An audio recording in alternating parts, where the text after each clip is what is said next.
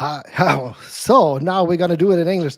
Hello, and everyone. Hello and welcome. This is the wXw FanForum. My name is Marvin Mendel. You may know me from Fußball 2000 or the Ringfuchs Podcast. I'm very delighted to have everyone with us this time, or with you. And like always, or as always, if you have any further questions concerning the wXw FanForum, put them in our chat. I'll try to ask them as quick as possible. Gotta say that. And as you know, I'm a YouTube guy, so don't forget to follow this channel and like the video. And right now, I'm very happy that I'm not the only one in this chat or in this video. So welcome with me, wXw official Tassilo Jung. Hello. Hi, Marvin. Hi, everyone else. Thank you. And Felix Kohlenberg. Good evening. Looking Hello. forward to today's chat here. Yeah, I'm a little excited, gotta say. And last but very not least, Marc Shuttle is always and also here. Good evening. Wonderful. So I see there are a lot of people already in the chat. As always, you can ask your questions right down there. But I've got several questions I want to ask you, and several questions were sent to me the last couple of days. Just to let you know, I divided these into various topics so that it's not going to be how could I say that? So that we kind of have a red line on this. But starting right now, I would ask the question: we're only 1 week away from the 16-karat gold. How are you feeling, Mark? Or how are you feeling, Tess? I mean, I'm very tired. I've got a lot of work and preparation still to do, but I'm very excited. 16 karat 22 was my first weekend here in wXw. It was incredible. And I'm looking forward to leading the video production team once again over what's going to be an awesome weekend. It sounds good. So, but let us know, when will you be at Oberhausen, or when will you go and do the rest or the last preparations? Our setup's going to be Thursday before we have to go and shoot in a circle, and then finishing everything off on Friday afternoon. It's going to be a lot to do. It's a big setup. Still got a lot of work to do, I think.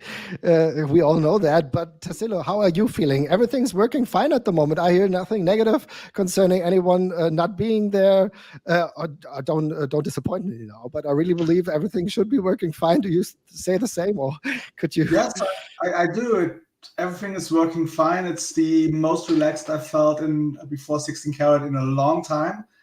Obviously, we had the pandemic 16 carats, which were difficult. And last year, we had the big move from Vimeo to YouTube, which took a lot of our time.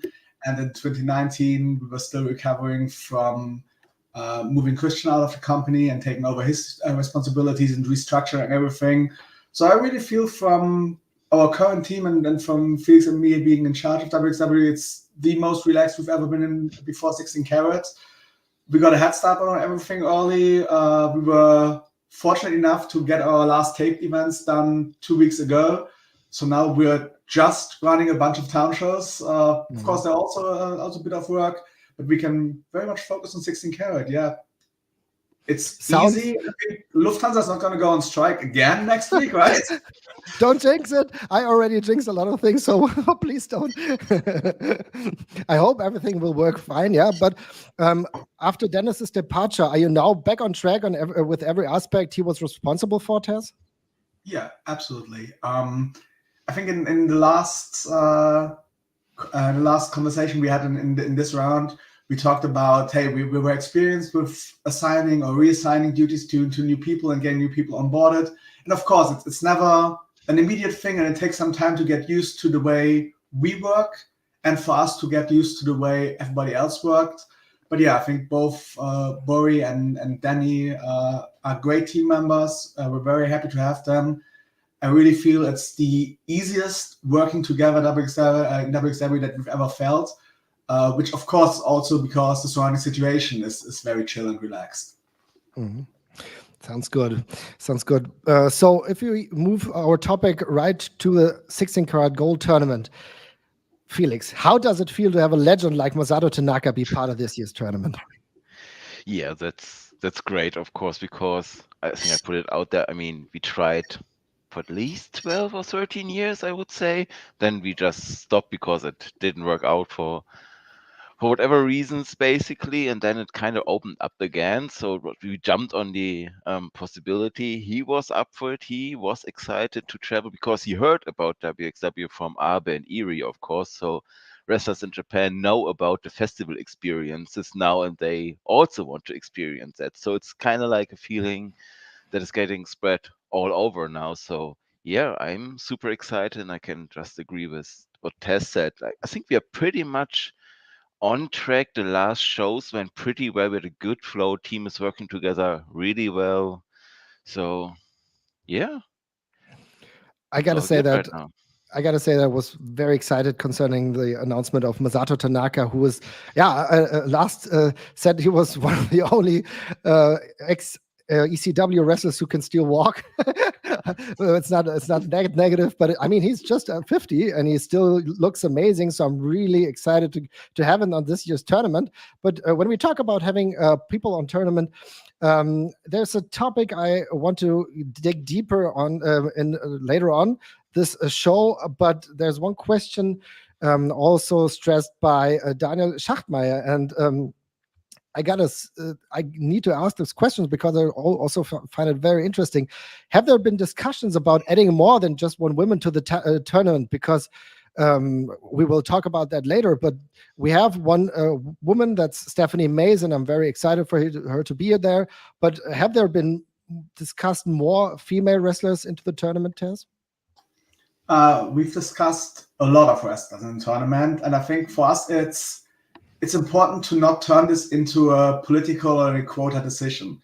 It should be the ideal tournament field where we feel this is an exciting field. They're going to do great matches with each other. This is going to be a great tournament for the tournament itself, but also great shows all around. And of course, there are other female wrestlers which would have been great fits. And there are a ton of other male wrestlers that would have been great fits. And we don't want to book by quotas, but by the best possible product.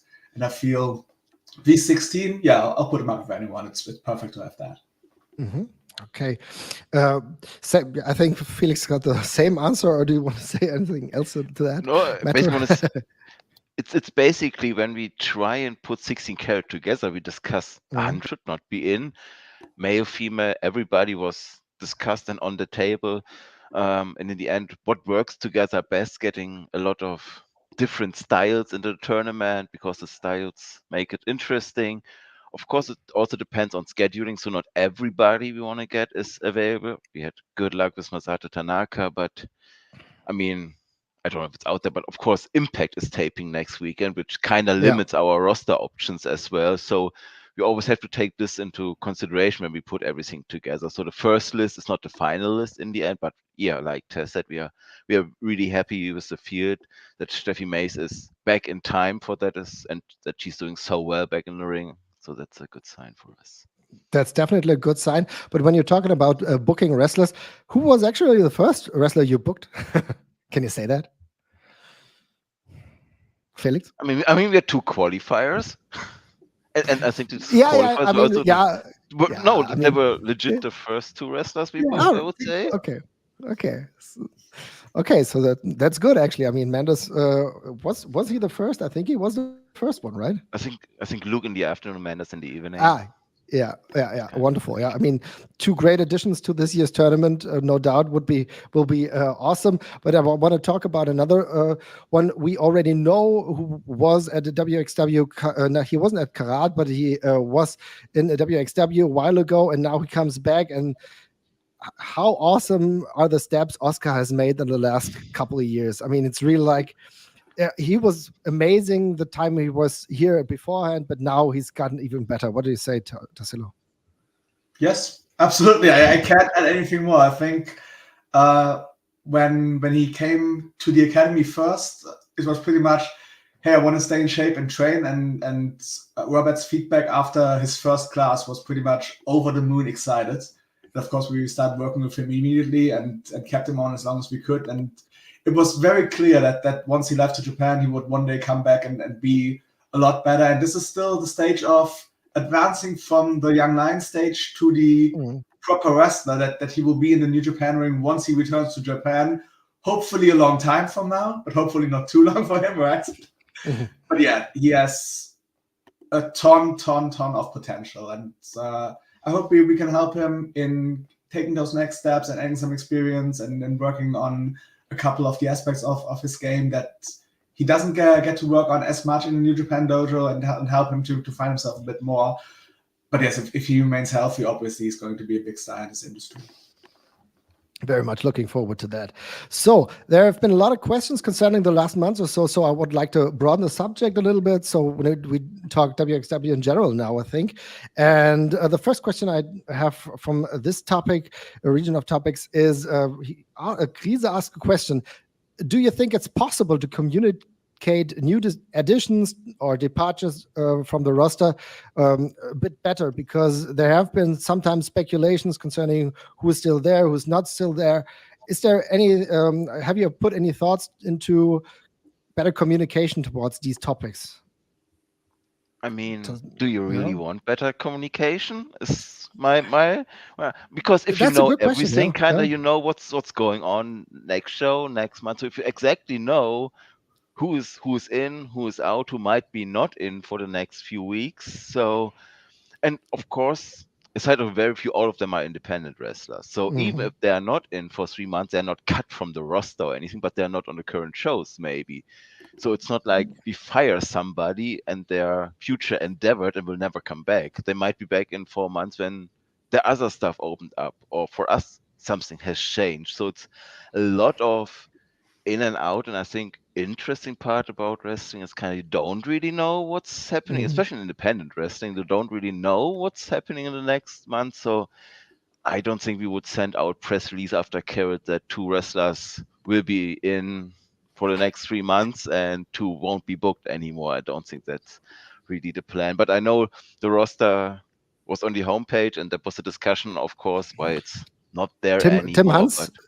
Yeah, Tim Hans in the chat already asked the question, why isn't the roster website no longer existing? Is that the question, the answer to the question, Felix? I mean, it's one of the answers. I think there are multiple, because there are very core wrestlers who are every show, but but we have the most extensive WXW roster we ever had, I would say, looking at the European talent mainly. So it's all over, and it changes so frequently that it's not always right to have the roster page. I don't know, Tess, if you want to add to that, because we do had the discussions, but yeah, I think the roster page wasn't doing us any favors in terms of, as soon as you take somebody off the roster page, it's a discussion why this happens. So, for example, let's take it as Dennis Dolnik gets hurt April 22 in Papenburg. And of course, we want to continue to work with him. And we know it's a bad knee injury, so you leave him on the roster despite him being hurt. But this pretty much tells you, once he's healthy, he's going to come back. And there's a pop for him coming back. But pretty much if you follow the roster the whole time, it's a lock. You're guaranteed that he's coming back. And you're taken away from this, because I think, especially in independent wrestling, where everything can happen and nothing is really guaranteed, it's part of the fun that you don't necessarily know who's coming back at which show. Like, for example, if you want to know who's on next shows, it's easy. Go on our homepage, it's events.wxw-wrestling.com, and you see who's listed for which show. But even then, compared to previous years, we've started to announce a lot less matches for a lot of shows. Especially when we have great ticket sales, we announce very little and keep the mystery as long as possible.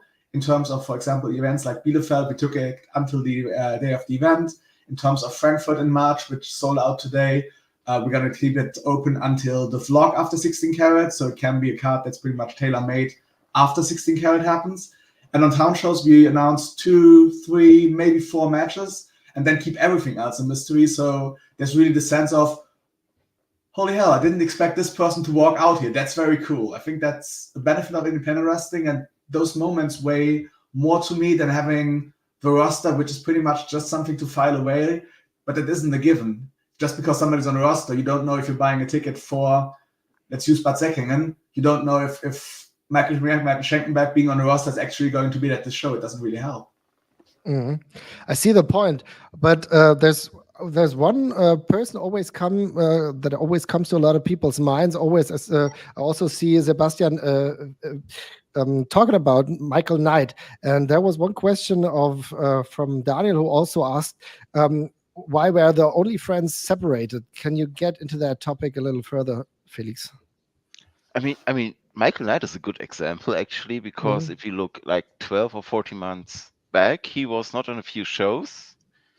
He came back at 16 karat in a main event of day 2, and it was a huge pop. If everybody knew Michael Knight would have still been there or even at that show, I don't think the whole theatric of the whole main event would have worked out the same if it would have been not the way it was.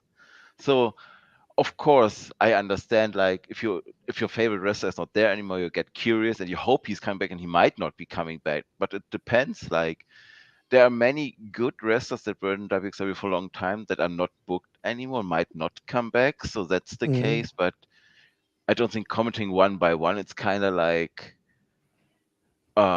taking away from what could happen. And even if somebody is actually not be booked anymore, it might not be the case in 2 months, because it's still independent wrestling and they're independent wrestlers, and maybe a new program opens up, or the wrestler has new ways to approach wrestling, whatever are the reasons, different persons, different reasons. So it's not like we just don't book somebody anymore and then they're off the roster page and we thought, okay, they're gone.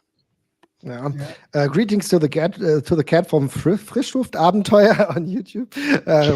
He wants to know the name, but I think but you know where we want what we're going with the questions, because there's always kind of speculations, and most likely there is no room, or there is no point for the speculations, but they come up because a wrestler who was a big part of WXW now is no longer there, so that opens up these speculations. That's pretty much the questions why they get asked. Yes, yeah, you understand that, Tassilo, right? Yeah, absolutely. Yeah, I do. And again, I think it's fair, right?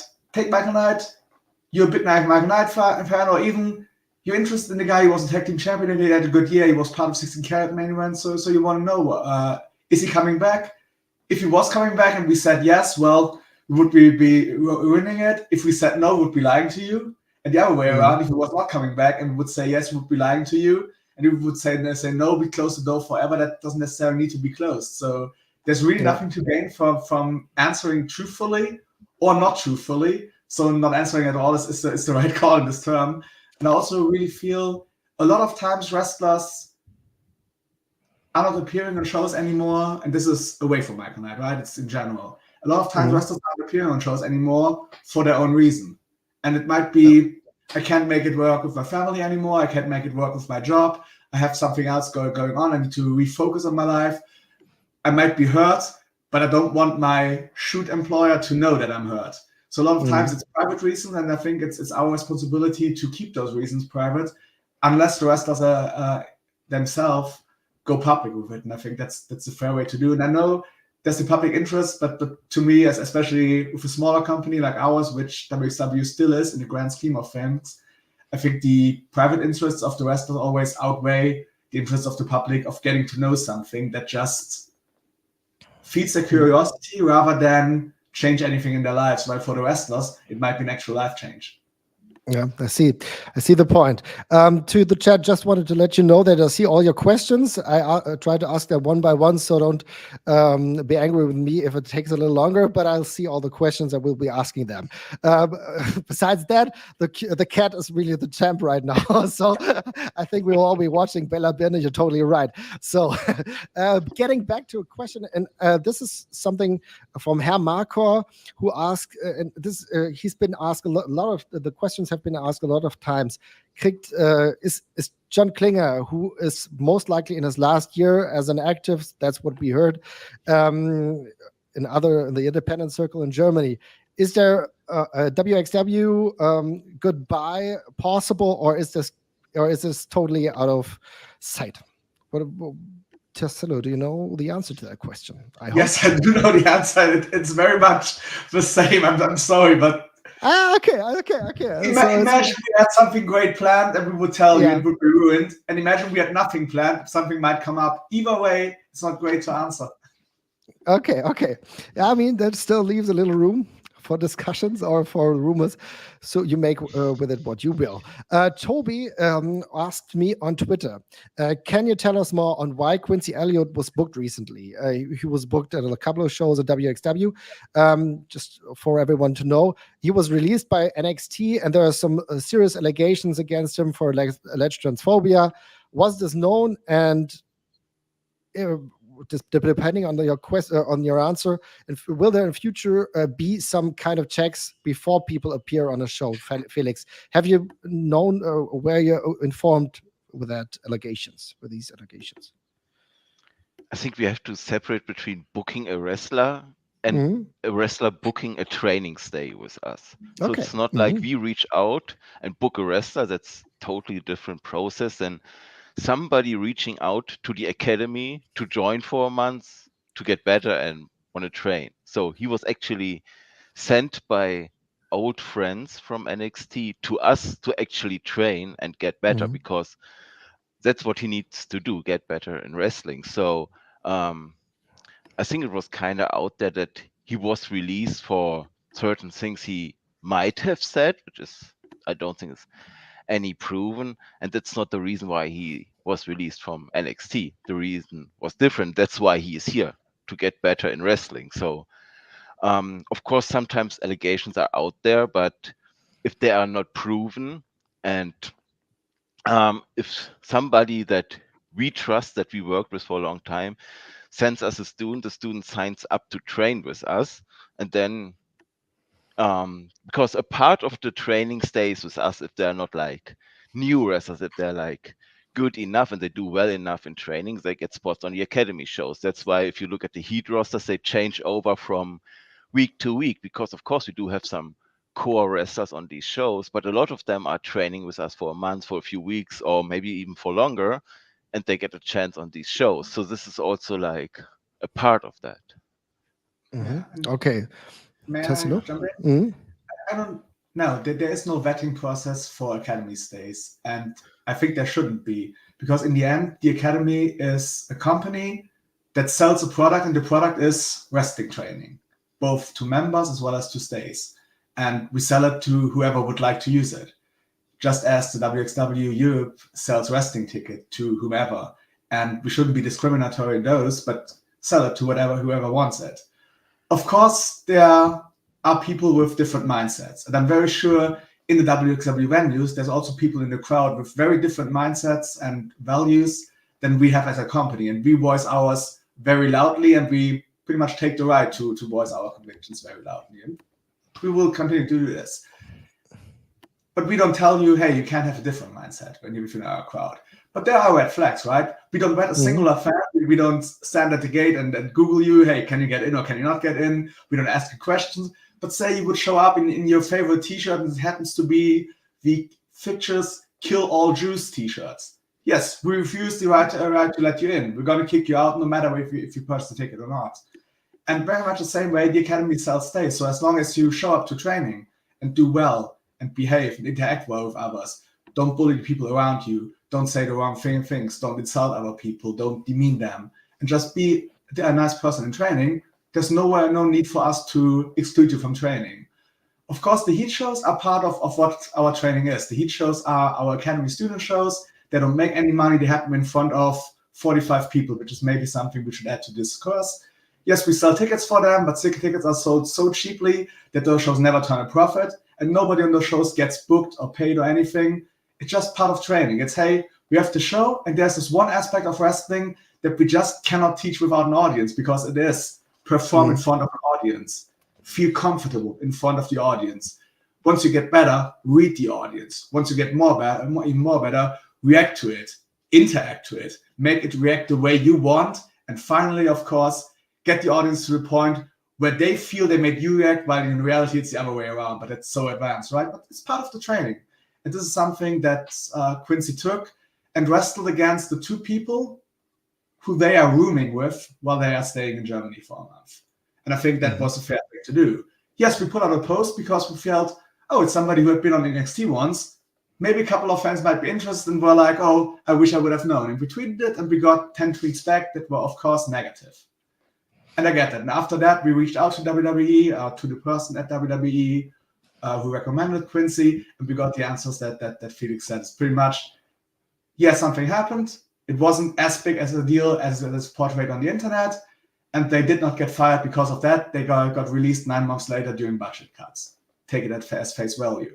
And we had Quincy work the show, and from the academy so far, I've met Quincy once for 20 seconds, so I can't judge on his character or their character at all. But from the academy, all we hear is they're nice to be around, they train hard, they're pleasant with everybody, there's no issue whatsoever. And still I feel, had I known these tweets would have happened, had I known we would have had to discuss this, had I known we would have to discuss this today again, I probably would have said, let's not put him on the show, because the academy shows, they are important to their development, to the wrestlers, but to us, they aren't the most important. It's part of training. It's a public training. And it's not worth a headache, because I have limited time that I can invest in wXw. I should invest it in more pressing subjects. So I probably would have pushed to not include Quincy on the show, and that would have been a mistake from everything that we got shown from him. So yeah, I get there's something on the internet, and this is our answer to that, and I hope it's fair for you to take. Okay. Yeah. Thank you for answering the question, because it's on a lot of people's mind, and I see also in the chat that there's questions concerning that. But I just want to get it right. So that means, Felix, that you do have barriers or do you have kind of background checks before you book people when it comes to a major show like Karat and stuff? You check that. I mean, when we book a Definitely, wrestler, right? like I said, we throw around 100 names during Carrot. Of course, a name comes up with somebody else. Oh, there might have been something. Haven't you heard about that? Because it's so hard to keep track with everything else. And a lot of them is not even public, because you hear about wrestlers talking. They know much more, which is good, because the atmosphere at Carrot is the most important, because if it's backstage not there, it cannot transfer to the crowd as well. So we all want to do this together. So it's really important that it's not only in the ring, but the wrestler we bring in, does it fit in? And is it the right for our values? So of course there are checks, and not only for Carrot, even for a regular wXw show, we always share with each other. If we book a new wrestler, have you heard about him? Is that something we should consider? Have you maybe worked with him before? I mean, Mark brings a lot of experience from the British scene with guys we didn't knew personally before. So it also helps, of course. So this is, of course, done, but it's different for an academy training stay. Okay, thank you. Thank you very much for asking the question, Sebastian. On the chat, if you're not happy with the answer, just put it in the chat, so I'll maybe get back to that. So, but I just want to ask you, Mark. Jesper asked a question. The wXw year 2023 condensed in one word. What would it say? What would it be? Jesus, I don't know if I can condense it down to one word. I don't think it's possible. If I'm pushed, maybe just incredible. But even then, the word incredible on its own doesn't do it justice. You look at the year we had, starting with Dead End in Hamburg, back to the roots in Oberhausen. The phenomenal 16 carat all the way through the summer. Shiggy is our champion, which was phenomenal, getting amazing reactions from our audience. Into World Tag Team Festival, another incredible weekend. Everything that happened, there's just so much, all culminating at 23rd anniversary. It's just, I don't know that there's anything better happening professional wrestling wise in Europe right now. And I know it's a bold statement. I know there's a lot of players making some big moves across Europe and across the UK right now, especially. But yeah, I just thought it was an incredible year all round. What's not to like?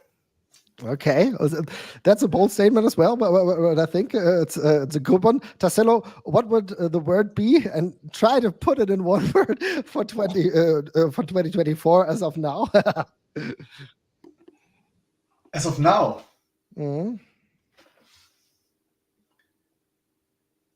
That's gonna sound bad, because it means something else to a lot of people, but so far, easy. It is that. it just feels very easy and natural about what we are doing and the way everybody is working together and things are falling in place. Okay. And it hasn't felt like this in a long time. Like probably not ever since the company turned from a hobby to something actually professional. I mean, that's actually very good. I think for all who are long-time wXw fans, we know that this hasn't always been that easy. So it's really a good answer. Strigger asked a question. The current exchange of talents between Europe and Japan, Japan is working out really well at the moment. Is there a possibility of working more closely together with another promotion like it's been done a few years ago with Big Japan? Are there any plans, Felix?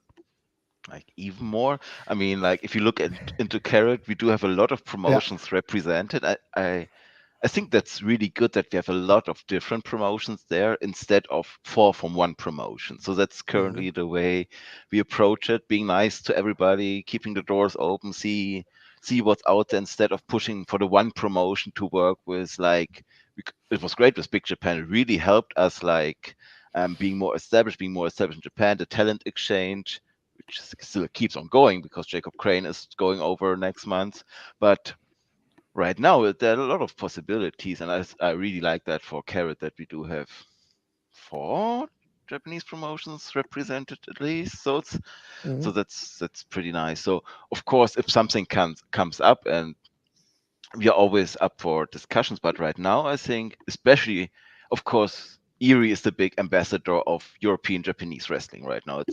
It's pretty easy to figure that out, that a lot of the younger Japanese wrestlers like Hanami right now, Kinoshita before, he was the reason why they were here. So, of course, that is happening, but we're also talking to a lot of Japanese promotions, of course.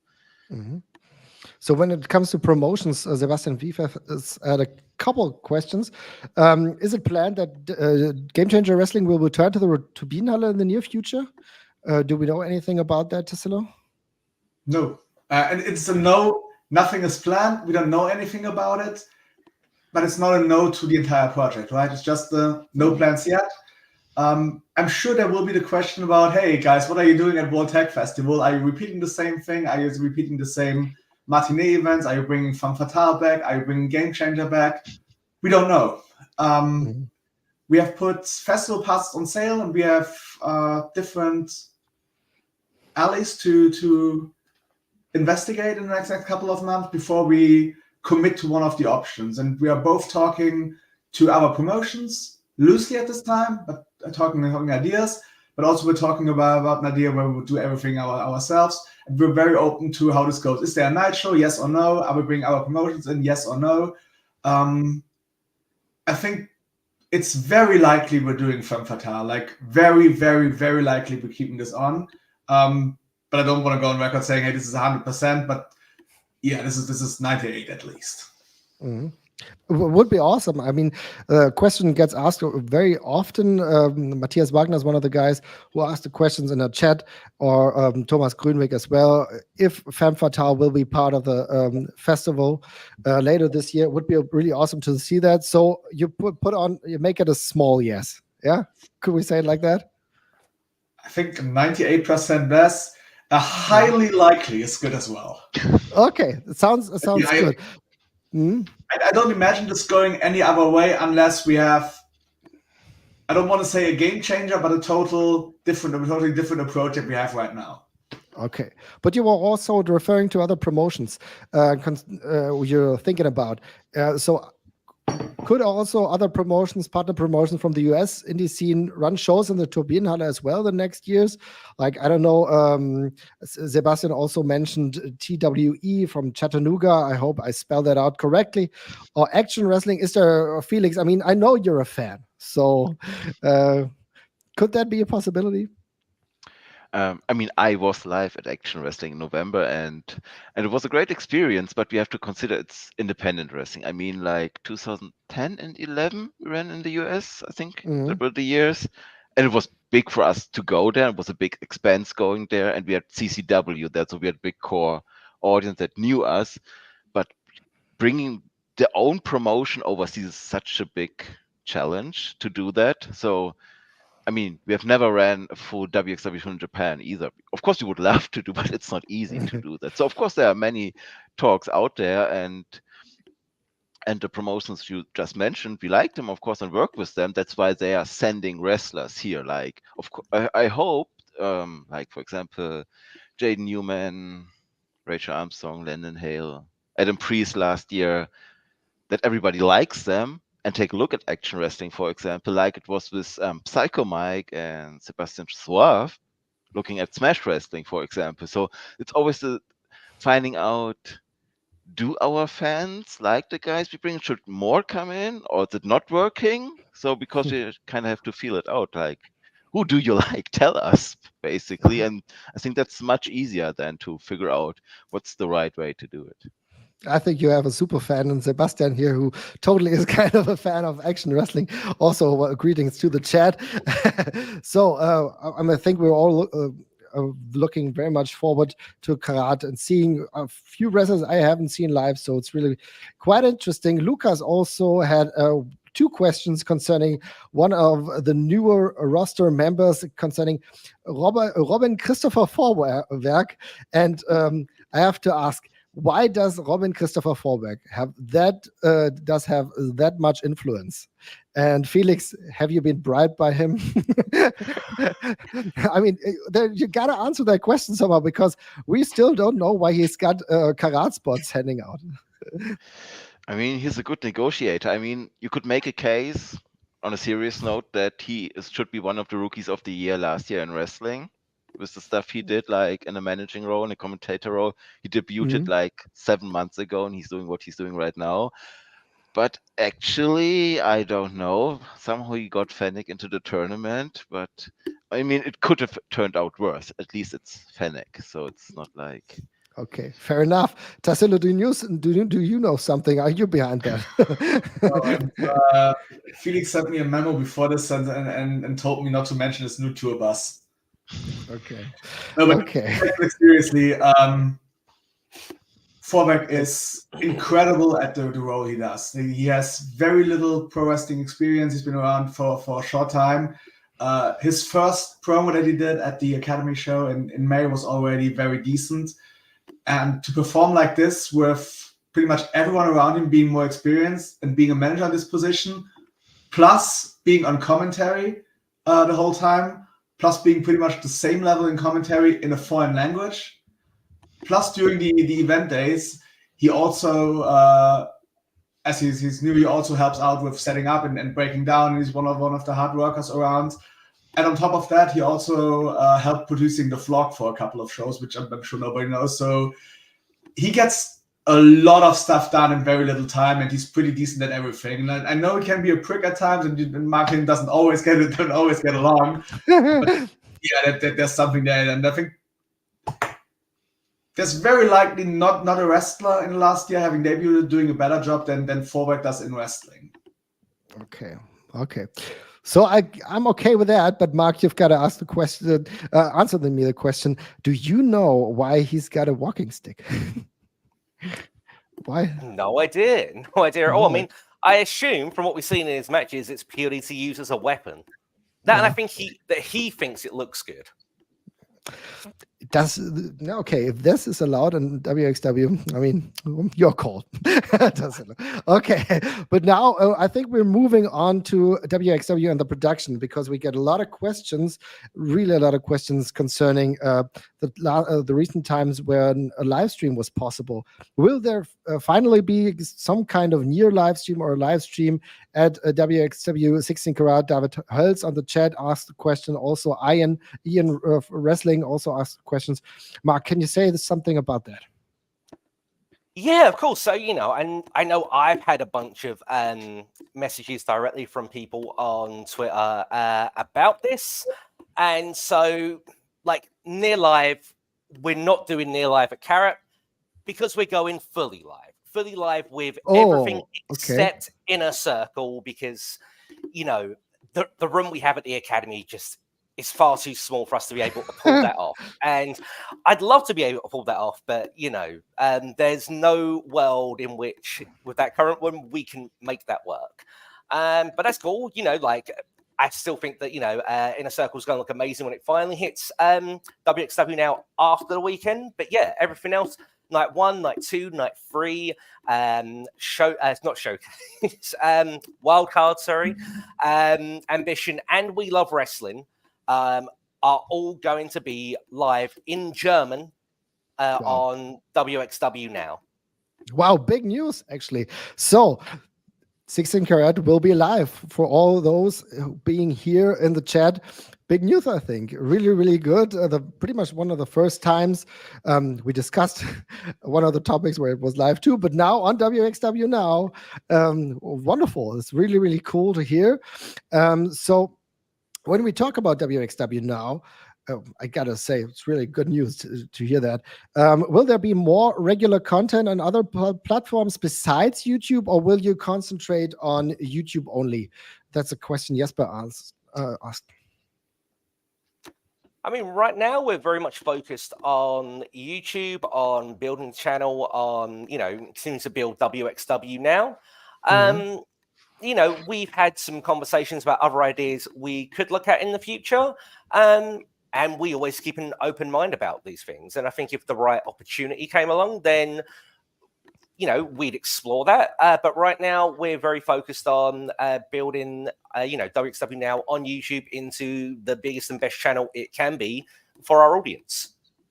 And concerning the biggest and best channel that it can be, will there be other formats like Timeline, for example, which is a very well received or well liked format? Is there anything planned on other special shows like that? Tassilo, do you know, or Mark? Mm-hmm. Yeah, I mean, much like Tassilo's answer earlier, like, do you really want us to say yes and ruin a surprise if there is something, or say no?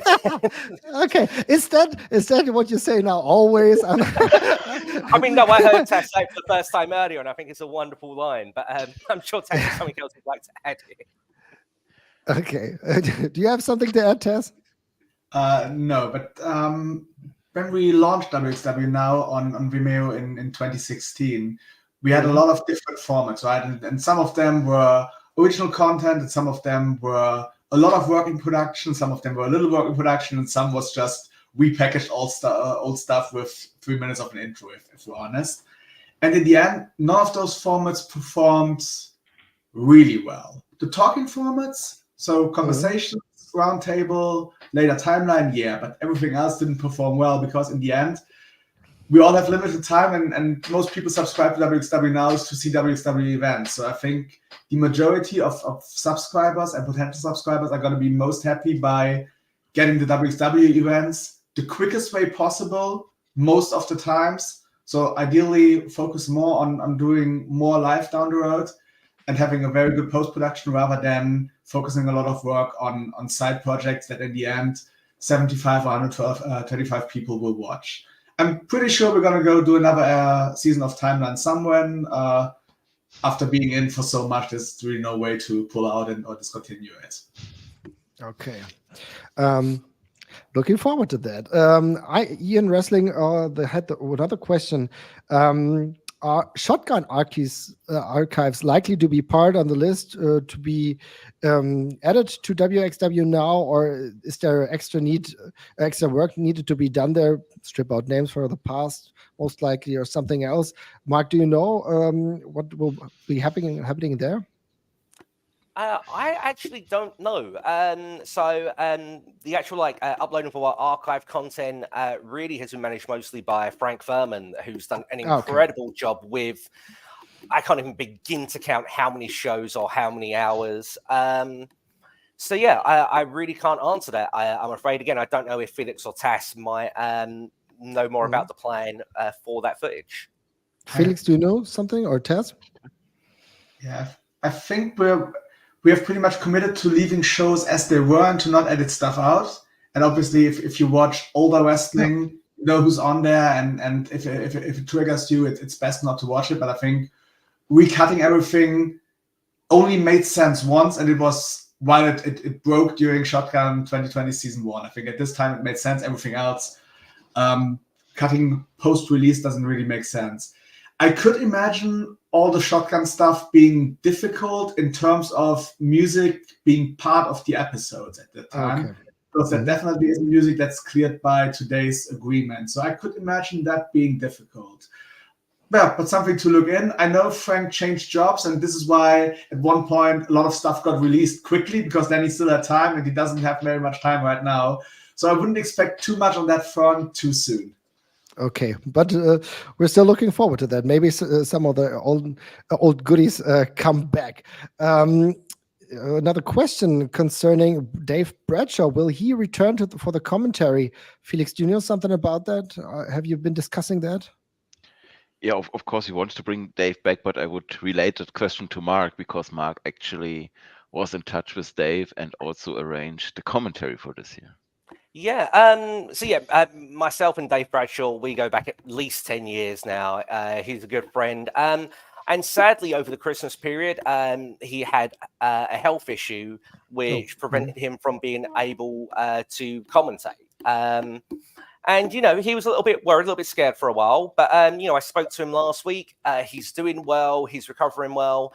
Dave Bradshaw will be back at some point in the English commentary booth for us. And I can't wait to have him back. I love Dave to pieces. I love his work. I think he's the best English-speaking commentator in indie wrestling in the world right now. I even tweeted this a couple of days ago on a giant thread about best commentators out there, and he's phenomenal.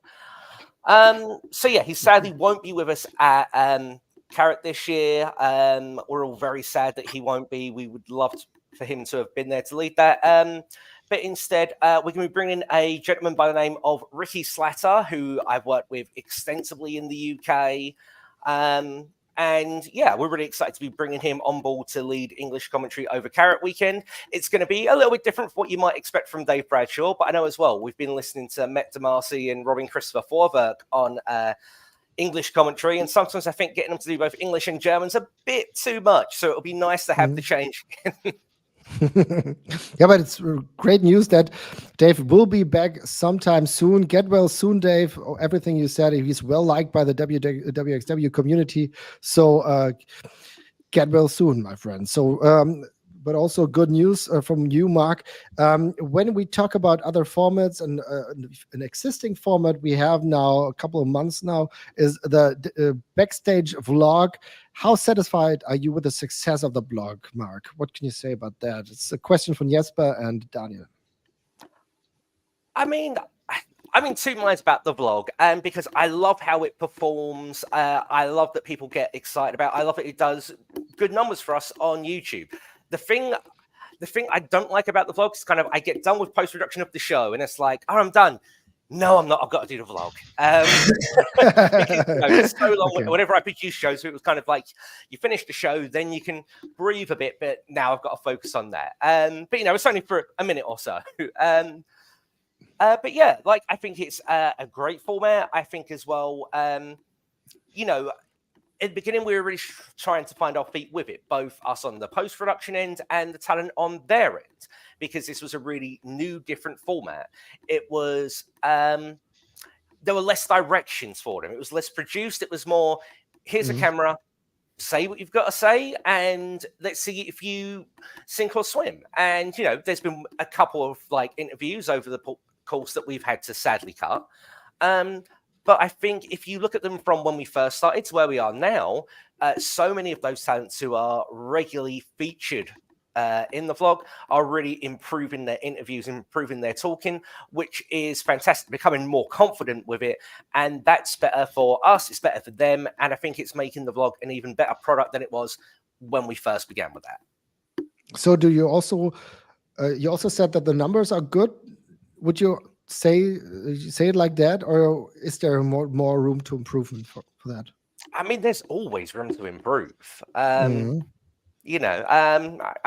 we lied to ourselves and said that there isn't, an area of the company where there isn't at least something to improve. It's only a small thing. But yeah, I think for the most part, we're kind of averaging, 800-900 views on those in the first week or so, again, which is good. But, it'd be better if we got 2,000, 5,000, 10,000. That's what we'd love to be. Is that realistic? Maybe not right now. But, as we continue to grow and improve and refine everything we do, hopefully that'll be something that we can get to and we can achieve and get even more fans excited about that, and even more fans then kind of seeing the vlog and subscribing again to wXw now and kind of making it easy for us to create even more awesome content like the vlog. On a personal note, I've got to say that I like the vlog because of the fact that you get to know the characters more.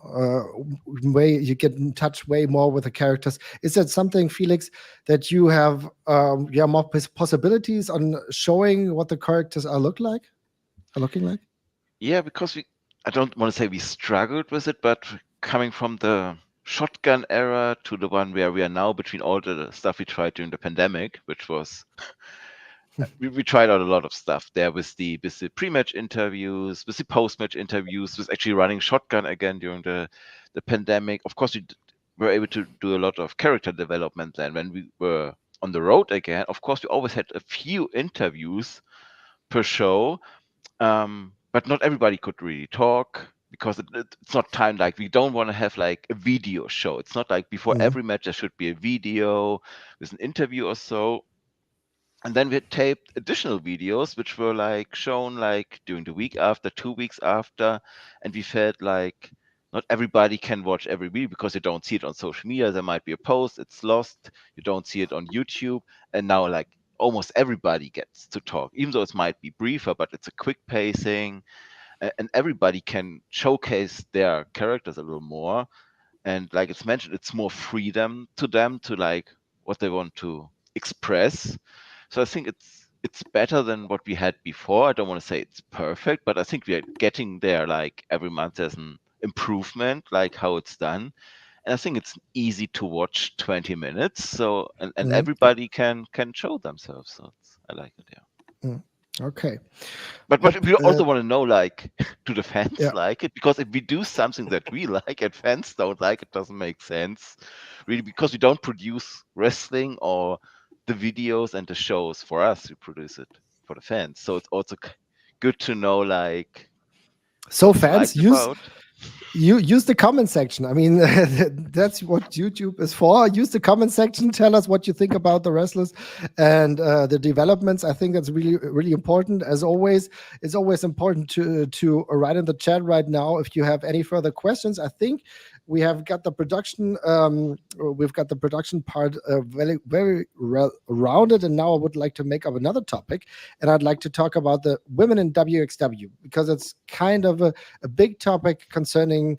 A lot of fans are talking about it, and Strigger also had the question. When you think about women's wrestling, what would you say after the first few months without the women's championship? How do you see the future of women's wrestling in wXw and in Germany in general? Tess, what can you say about that? I see it the exact same way I would have seen it after anniversary, because yes, it's been 2 months, but it's also been 3 shows. I think it would be a fair assessment to ask this after 16 Carat, because then we're not 3 shows in, but 10 shows in. But in general, yeah, well, I want to stick with the talking point of saying it shouldn't be about male or female. It should be about wrestlers.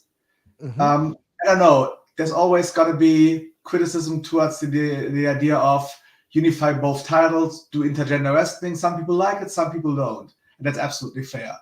Some people would prefer an old school Japanese company with only male wrestling or only female wrestling and not both genders on the same card. And that's fair as well, right?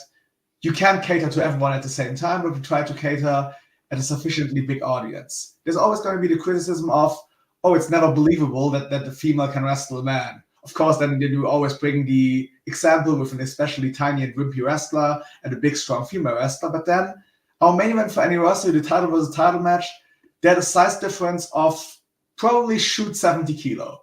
I'm pretty sure Marsha weighs half of what Robert does. And I don't think anyone in the building had the feeling that was not a believable fight, that it couldn't have gone either way. And it was not because it was portrayed in a certain way. It was not because it was wrestled like an intergender match with the typical intergender spots. It was wrestled like 2 pretty aggressive fighters going at it, and then a lot of stuff happened around it. So if it's done well, I think it works very well. And of course, we've experimented with intergender wrestling over the last couple of years, and a lot of times we had better results with intergender wrestling than with rookie wrestling female versus female, because also we don't do rookie wrestling male versus male on shows too much because it's just never really good. You need somebody to take lead and get the other person to the next level, and I think that's what we're doing right now.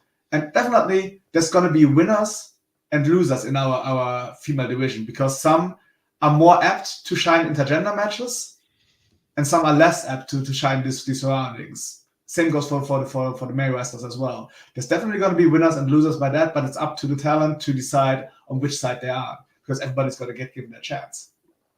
I see, but I think we're all on the same page concerning the fact that it's important to have female wrestlers being on the card because of resemblance, younger female fans coming to wXw shows, being part of the shows, wanting to have someone who kind of is, he feels nearer to persons. There's kind of different connection to it. So I think it's totally important to have female wrestlers on the card. Have you ever discussing kind of a partnership, for example, with Pro Wrestling Nova, for example, who lay their focus on women's wrestling? Felix, have you ever thought about that? Because they're working, do very, very good job concerning women's wrestling.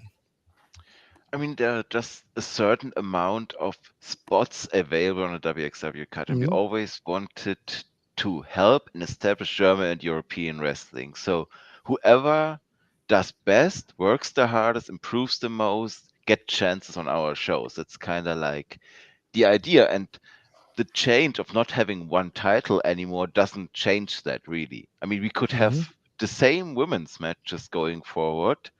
If the talent is there, they're working and they're in a program, they do get the match and they do have that, but it's not always that one women's match is for the women's title. But there are different ways to tell a story, and it opens up the intergender wrestling on top of that. So I think the competition is out there to the wrestlers, female and male wrestlers, of course, because everybody needs to work hard to get these spots. And it's rough, but it's also rough for the young men's wrestler to get on these spots. So it's not only hard for women's wrestlers to get booked, it's also hard for young, good male wrestlers to get booked these days, because if you look into German wrestling right now and compared to like 15 years ago, there are much more good wrestlers out there than 15 years ago. So it's a tough competition. And of course, whole wXw crew watches a lot of wrestling, a lot of German wrestling, and we always try and see, there's somebody out there, like Jen Nero, for example, who just debuted for us last year on town shows. Now she is on air at Back to the Roots, and I'm pretty sure she will be back. So, of course, we look what's happening, who's coming in to train with us, and who wants to work with us. So, but that doesn't really need a certain partnership, I want to say, because, I mean, we look into other wrestling shows, male and female, of course, like all the stuff that get showcased on female shows in Germany, which is great that we have all female shows in Germany right now, like the show in Stuttgart, for example, which was great, and we do have it on wXw now. This is a big step forward, and it helps us to look into shows and to see talent in a different environment. Of course, there's a great example in the UK with Pro Wrestling Eve, is one of the top promotions. It's all female promotions, but still one of the top promotions. They don't need anything else. So, but it's like, we take everything into consideration. So we don't limit ourselves, I want to say. Okay. Mark, have you been in contact with Pro Wrestling Eve, or have you watched it regularly? Jesus Christ. You didn't do your research on me. Dan Reed, the promoter and owner, and Emily Reed, his wife, are two of my best friends in the world, like even outside of wrestling. I just wanted you to say that, actually. So, yeah, I worked extensively for Pro Wrestling Eve. I love the product. I love the shows. I think they've done some amazing things for female wrestlers from around the world. You know, I remember when we did the first Wrestle Queendom weekend, it was the same weekend as Progress did Super Strong Style 16 at Alexandra Palace. And my production company at the time had an additional gig that weekend, 5 shows in one weekend. And hands down, Wrestle Queendom was the best show by a long, long distance. And And that's because women's wrestling can be just as good, if not better, than men's wrestling. And, I look at a lot of these great female wrestling promotions, and, I mention names I'd like to see at times, but, there's a lot of things which we have to work at. It's not like, oh, we want this wrestler, and we're just going to immediately book them and find something for them to do. There's a lot to work out. But I'm excited that, our wildcard this year, former Pro Wrestling Eve champion Sapphire Reed is coming over. She's going up against Rachel Armstrong, another talent who's, really building a buzz in the US right now. And it's phenomenal that, we get to showcase this style of match when, if this was just kind of any other month, we probably wouldn't have a chance to showcase a match like this for our audience. Mm-hmm. Sapphire Reed is it's very good that you talk about her. She's got a very good match. She had a very good match at Ref Pro, so I'm really looking forward to that. Tassilo, can you elaborate again on unifying the titles? That's a question Sebastian had. Was it an active decision for intergender wrestling, or has it been due to personal or practical, not personal, but practical reasons or experiences? It was an active decision given the surroundings of our company. I think it made sense for our company to unify titles, and we decided on this a long time ago. Like that this specific thing would be our story arc for the year. I think pretty much the decision was made at least half a year in advance, probably more than that we're going this way eventually. And I think it makes sense because it opens up the company to more different matches, and it gives certain people more opportunities if everyone chooses to use them. Okay. So I see on the chat very many Sapphire fans. Sapphire Reed versus Rachel Armstrong is one of the matches I look forward the most to of the weekend, Sebastian Wiefer says. So it's pretty much the same here. But we talked about Femme Fatale, and we're pretty confident that it will be part of the next festival. But what will the winner get? Because it's not going to get a wXw women's wrestling women's championship title shot. What could there be, Felix? I mean, winning a tournament on their own is great, right? Yeah, I mean, winning the Super 8 tournament, you're the winner of the Super 8 tournament, for example. And the winner of Femme Fatale, of course, you make the next 7 challenge for the women's title, but you could make the next 7 challenge for a shotgun title, because if you win a tournament, you have a winning streak. You're on a roll. So I'm pretty sure whoever wins Femme Fatale will be set up for some kind of a big match afterwards. Mm-hmm. It doesn't Some need kind to of be a the big shotgun match. title, of course. So because whoever is out there, it might go to the tag title, it might go to the unified title. A lot of options. Oh yeah, but it's good that you say that, because you see that the chances are big, because you've got a variety of options concerning the shotgun title, for example, or the tag team title. So I think everything's open. I think we covered this a part of our show, and now I would like to go back to the wXw 60 Karat Gold weekend, and we've got a lot of questions that were asked. Vita Amora asked a question: how do you see the incredible rise of Aigle Blanc in the last few months? He will be a huge factor of the 16 Karat Gold tournament. But what do you say, Tassilo? Yes, amazing. Like he's got a ton of raw talent, and we saw this first when he wrestled the APC times WXW show at Fight for Paris in 2020, and I think he was pretty much the person I annoyed everyone else with the most about, hey, down the road we probably need him on our shows, and eventually that happened, and obviously he's done very well, and he's ready to break out. He had his first Japan release tour last year. He'll do something in America this year.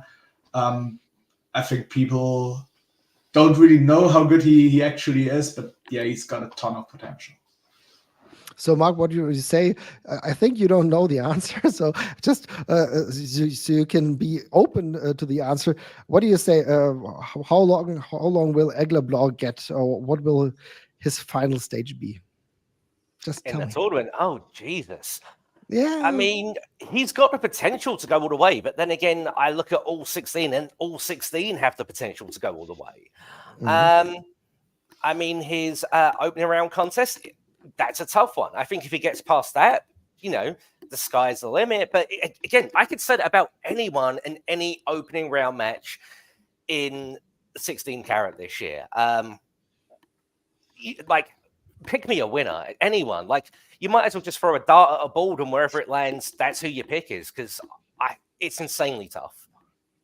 Yeah, it's definitely tough, but seeing Aigle Blanc and what steps he made the last few months is incredible. He's so many good matches. Also against Finesse Junior was really awesome. What a cage match. I think we're up to a very good weekend, but part of the weekend also is the We Love Wrestling Wildcard edition. And what are you looking forward the most concerning this Wildcard edition, Mark? Oh, besides Sapphire Reed. Yeah. I mean, I just remember the last wildcard show we did at World Tag Team Festival 22, and to me, it was just such a fun, enjoyable show.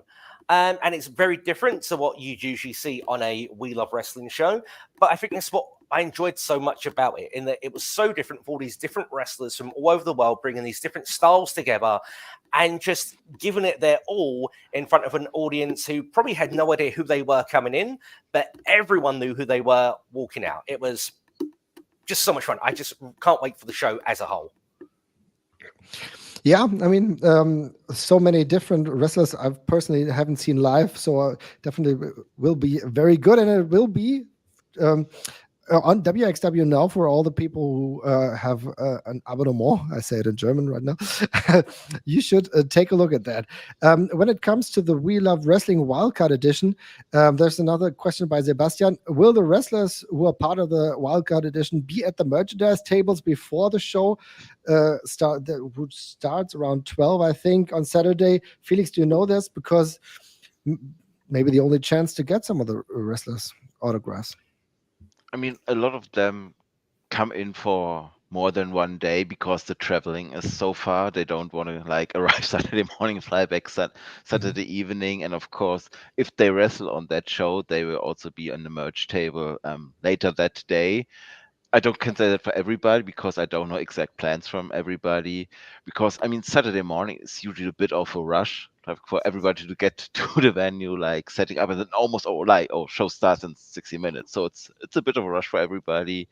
But I would be expecting that everybody who wants to be out at the merch will be out at that show or at Ambition or maybe at the evening show, maybe already on Friday evening, some arriving day before.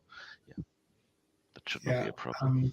The way we're going to officially do it is we're going to clear venues after every afternoon show, because we need to run some tech tests and give the people of the next show the chance to feel out our ring as well, and run some preparations. So whoever works any show that day has the opportunity to be at the merch at all other shows. So very likely whoever has wrestled on Wildcard and hasn't been on the merch there can be seen at the merch table during Ambition, while the Ambition fighters are likely preparing for Ambition and will then be at the merch during the doors for night 2. So it'll work like this during the day. Okay, thank you.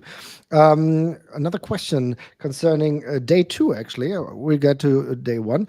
But the rematch, Irie against Dreisker for the Unified World Wrestling Championship, was it planned a long time ago? Because to some fans, the team-up seemed a little bit rushed.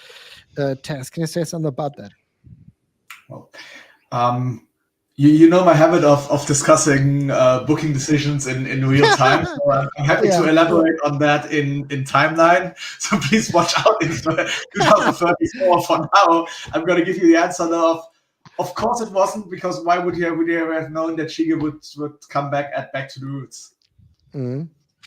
Okay, so I think we have to look at it in hindsight. Okay, I see. Stay alive for 10 years and hope I do as well.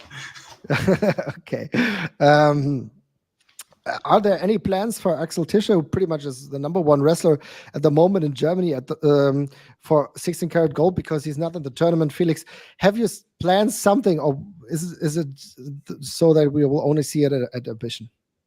I mean, he's announced for Ambition, of course. He wants to win that again, to be a second time Ambition winner, just like Sasha Kehl.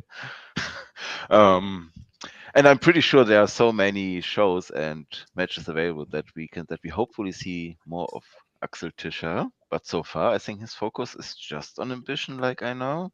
Because when Axel came back, he didn't need to be in ambition. He could just do an evening show, be a big star an evening show. Yeah. But like for a lot of them, ambition is not like, oh, we're doing an afternoon show and we are grappling a bit. That's really important for the guys on these shows. So he actually want to be in that tournament and fight in that tournament again. So it's a focus. It's not just, oh, he's only doing one match there. It's like he wants to be in that tournament. Also, I don't know if everybody has seen this online today, because we posted it pretty much under an announcement for a match for King, but Axel suffered an injury to one of his chest muscles last weekend, so he's going to take this weekend off, and he hopes to heal up in time for 16 carat, and he's very confident about that, but also that's something to keep an eye on. Okay, so get well soon, Axel. We would miss you if you wouldn't be part of the card, not the tournament, but as well as all the rest of the shows. You mentioned Ambition, kind of a very well-filled tournament, and the super fight, Bobby Guns against Mudo. I mean, it's really something special. Also, Bobby Guns is also just part of Ambition, sorry. Maybe he will also be part of the rest of the 3 days. I hope so. But gotta ask some other questions. Let's see. Yeah. When it comes to day one, could you tell us the main event of night one? Because there are so many good fights, and neither of the fans can decide which would be night one's main event. Felix, do you know that already, or can you tell us that? Of course I know, but no. That's not the fun, right? Isn't it? I'll always try that, but sadly, okay. I mean, Marvin, like out of all the matches, what match would you want to see as the main event? That's good. I think turn the tables here. that's actually a tough question. What would I do? I also cannot really decide. Because it is that tough. I don't really know. Maybe too many great matches. It's too many great matches, but maybe I would go. Maybe I would go to with Leo Rush against Aigle Blanc, because these are Leo Rush is always awesome. I mean, we've seen it, and we've seen him in 2016 at wXw. Aigle Blanc has an amazing rise. He has so many great matches, and I think that would be a fitting main event. It also could be, without a doubt, Fanesh Jr. versus Michael Oku. Michael Oku, we all know what a great year he has had the last few months. It's really one of the incredibly awesome wrestlers on the tournament, but also I'm really looking forward for El Hijo del Wagner Jr. against Peter Tihani. And El Hijo del Wagner Jr., Felix, how awesome is it for him to be not only part of the tournament, but be the global honored crown world champion and bringing that to Essen? Not only Essen, but most likely to Oberhausen. Yeah, I hope he comes to Oberhausen. I think he's already in the area, so which is good. Like, he's making like a whole European excursion privately out of this, so he will definitely be there. So we don't have to worry about him any like airplane issues. No, it's amazing. I mean, he was on the rise in Noah when we started looking into him. He got much more adapted to the Japanese style than in his first tours, and he got really famous there. But I didn't see that one coming, I have to admit. So that's of course great. I mean, we had a GHC heavyweight title match here in probably 10 years ago with Sugiura and Claudio, and having the champ back is of course great, because it's such a prestigious title, of course. Yeah, it definitely is. Well, yeah, one of the many surprises concerning that. When we think about day two, there's so much for the card. We already talked about Erie versus Dreisker. What are your plans concerning the Hall of Fame ceremony? What will you do? Will this be the final part of the show, or is it the Unified World Wrestling title match? Tassilo, do you already know what you're going to do with that? Yes, and I think we also said it. I think Andy's wish was to come back for 16 karat, and obviously it didn't work out one year and it didn't work out the other year. And I think he's headlined the most nights of 16 karat above anyone. Could be someone else, but at least he's very close to it. So I think him headlining one final night is the right move. So that will be the main event of night 2. Okay, good to know that. So well deserved, I can say. When it comes to another question on the chat, I see the Major of Painesville, Dan. What is the WXW's office thoughts on Thomas Shire and how fans welcomed him in WXW since he first showed up? And how did he get up, end up getting booked? Felix, what can you say about that? I mean, he's one of the original wildcard stands out. I mean, when we did the first non-ambition wildcards, like the one at World Tag Team Festival 1.5 years ago, he easily was one of the stands out. I knew his work before, so I wasn't surprised that he did well. That's why he put him in that slot with Kev Lloyd, who like matched up really well in that match, and then was an easy call, like because it's kind of like why we do wildcards and why these wrestlers do these shows, because they want to get into WXW, and that's I said like there are 22 spots around, and if one really impresses that much, like Shire did at Wildcard, and his style is obviously fitting for Ambition, it was an easy call to invite him back for Ambition, because it's also a style he wants to do. He takes pride into being able to do that style, and of course being around that weekend he wrestled Goliath at Inner Circle, which was also very good. So yeah, we were coming back. I mean, if you look up his year, he didn't do many matches during the last 8 months, but he really wants to do WXW. So we are very happy that he wants to do that. And I don't want to compare them, but it's kind of feel like 12 years ago with Tim Thatcher. He does that style. Also they're very specific about their mindset, what they want to do in wrestling, and they're fitting in very well in what we do and how we work. So I'm really happy Shire is back again for that. Yeah, definitely. He was definitely one of the fan favorites, Thomas Shire. I'm looking forward to seeing him again. Sympathicus 94 asked the question, how about a community playlist playing an intermission and during the waiting time between doors and bell time at Fan or one of the other festivals? Mark, what would you say about that? I'm not sure if I entirely understand the question. Is it playing inside the building or outside the building for the queue? I think most likely inside the building. Yeah? I mean, we do typically have music playing, the minute doors open to the minute the show starts. So I'm a little bit confused. No, it's most likely the question is concerned having a community playlist. I mean, fans. A playlist that other people pick and choose. Yes.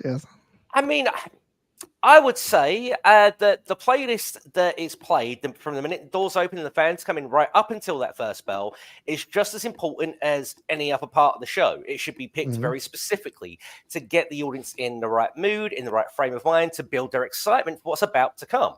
I've been part of many shows where someone's put on their favorite album and the crowd looks bored as hell and they wonder why they're dead when the show starts. I've been part of other shows where someone's carefully curated a playlist and played it for the audience, and the show maybe wasn't the best show, but because that they were able to get their excitement levels where they should have been by the time the opening bell rang, they reacted as if this was one of the greatest cards they'd ever seen. So I would be entirely against letting the community do that, because I know how important it is for us to create a place that really gets them excited in the right way and creates the right mood and atmosphere for what's about to happen when the show begins. That was a very well answered no, I think. Yes, pretty much. But I like to think it's very well reasoned out. That's totally fine. I mean, I'm just asking the questions here. But another question asked by Tim Hans. Beautiful name there. When was it clear that Gringo Loco should be part of the karate tournament, Felix? Do you know that? Was it really directly after the Game Changer wrestling events? No, not directly, because that's also one of the weekends where we had so many new wrestlers coming in. It was interesting to see what is the reaction to certain wrestlers. Also meeting new wrestlers, because I've never met Gringo Loco before. Most of our roster likely has never met him before. So how does he fit in? Do the fans like him? I think they did. I think they chanted Gringo Loco outside of the venue. So I think that's kind of showed, okay, he's somebody we need to take a look in. And he obviously, I mean, yeah, he wanted to come back. He wanted to make that work. We wanted to have him in, and yeah, and it was more like, oh, we think the fans want him in Carrot. Let's do it, even though it might have not been the plan. No, I think he will be great addition. Gringo Loco, if he doesn't make it to the finals, then on day 3 we will have a scramble 6-man or something like. Maybe the shotgun title will also be up on day 3. But concerning the shotgun title, there was a question way above, pretty much at the beginning. Herr Markor asked the question: how content are you with the fact, or the runs, or the not runs from Levaniel and Maggot? Tassilo, what would you say the last years of these two have been? How would you rate that? Very different from another. Because I think Maggot had a pretty strong 2022 and a pretty strong 2023. In the beginning of 2022, if you recall correctly, he was a villain, right? And he was a pretty mean villain for the Käfigschlacht at that time. And then he slowly turned into the good guy, and Pence got behind the entrance a whole lot. He had a long run for the shotgun title all the way from 16 karat 2022 until Back to the Roots 2023.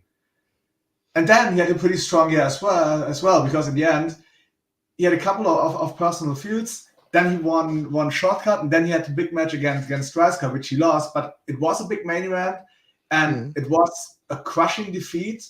And Robert's defeat to Robert in the title match can be so crushing to pretty much turn the career of a person inside out if you compare him to Andrew Merrick, for example. So I think Maggot had a very strong 2023, but in the end, he just failed at the quest to win the title, and it's what happens now. And then something that people didn't see coming happened at Anniversary. And now Maggot is in this other story that we want to see to play out, because I'm not going to say that needs to finish on here. Levaniel, on the other hand, pretty much was the star at the end of 2022 and was the headliner of Anniversary and won the title. And it was one of those happy-go-lucky moments that everybody loved. And the next month where he went as a champion against Axel Tischer, who was a bad guy, it wasn't as 100% Levaniel anymore. And then the whole spiel with Norman taking the title off him and the carrot run being broken happened. And the run struggled through a couple of months. And yes, he was part of the 16 carat main event, but definitely not in the position that he would have expected to be. And then he had the long feud with Norman during the summer months, which also, it had a couple of gimmick matches in the mid-card and then the Frankfurt main event. Then he tried to go for Massive Love, and Massive Love just stopped and failed at Tag Festival because they didn't get the reaction they wanted. Then he was off TV for a while, and the whole team imploded. Then Levaniel didn't talk to Thomas, but that changed everything, and now he made his very first mission statement. So I think Levaniel had a very interesting year that you wouldn't have seen coming like this at the beginning. And I think this is also a case of, hey, we're still in the middle of what happened to his character, but he's one of the people to watch, because for so long you were at, why isn't he in the main event position? Why isn't he doing this anymore? What happened to him? And now we kind of see what actually happened in the last year with Levaniel. But this is still middle of the story, and I think it always should be judged once you know the full picture. But yeah, both very different years. They're definitely different years. But Mark, what did you say when you see the promo or the mission statement Levaniel did? That was one of the best mission statements or promos, like whatever you will call it, I've seen in a while at wXw, right? Yeah, absolutely phenomenal. And I mean, I try not to let people see behind the curtain too much, but like, here's the thing: for the Levaniel, that was very much real, he's very much that angry, because I can tell you that was first and only take. There was no retakes. There was no, shit, I fucked this up. Can we do this again? Awesome. He believes every word of that. And I think that's why it's such a powerful piece of video. And it's 6 minutes long. It doesn't feel that long because it's so engaging. There's very few people who could just stare at a camera and talk for 6 minutes straight and keep your attention. So, I'm interested in seeing where this, new version of the manual goes. Yeah, I definitely believe that it catched all of us fans was really captivated with that. So it's going to be a wild ride when concerning the three-way dance for the shotgun title, and it was a really good build-up, and I think it should be interesting. It should be definitely be interesting. Sebastian has another question concerning a totally different topic, to say it like it is, but I'm here to ask the questions. Will there be new options on the menu regarding food during 16 karat gold compared to the last year? I mean, love always has to do with food. So, Felix, what do you say? Do you know something new about the food? Did we serve food last year? I have no idea, to be honest. Well, we did. Or you did. I didn't do anything but eat it. But it's all up to the Turbinenhalle, to be honest. Okay. And they know that big bunch of people are coming in, and I think they're much better prepared than 6 years ago when we did Carrot, for example. So they know what to expect, but I don't know. Okay. So we'll be surprised, I guess. I see Daniel Malman saying no playlist by Tassilo and Rainer. So that's something I wanted to tell everyone. So maybe someone else doing the playlist. Please. I see a lot of people seconding that. Dude, but my lost playlist worked like a charm. Yeah, divided opinions, I see there. Okay, so are there any more things you want to ask, or is there anything you want to reveal to us, Tassilo? Do you want to say something else concerning 16 karat gold, or shall we be happy with what we heard? No, I think we got the announcement of 16 karat live out, which was of course the big thing. There will be most likely another Femme Fatale later this year, which once we circle back to the live thing, right? It's pretty much, it has a couple of other things. If you subscribe now, for example, you weren't on now, it's a great way to catch back to the roots and that ended Road to 16 karat and actually be part of the storylines. And of course, you watch the vlog afterwards. But also during 16 karat weekend, even if you go to the events, and I don't know, some of you might wake up at 11:30 with a pretty bad hangover and you just can't get out of bed and watch any of the Wheel of Wrestling shows. Well, if you subscribed, you can stream it live in your hotel bed. That's also pretty convenient to have. And also it's for those people who can only do night 2 or night 3, which I know are a lot. This way you can have seen night 1 by the time you make it to Oberhausen. So I think it's also, for those attending the festival, it makes it easier to have seen everything and not just read about it on social media, but actually be part of everything once you arrive and once you can join your 16 karat weekend. I think that's a big change. So I think it's wonderful.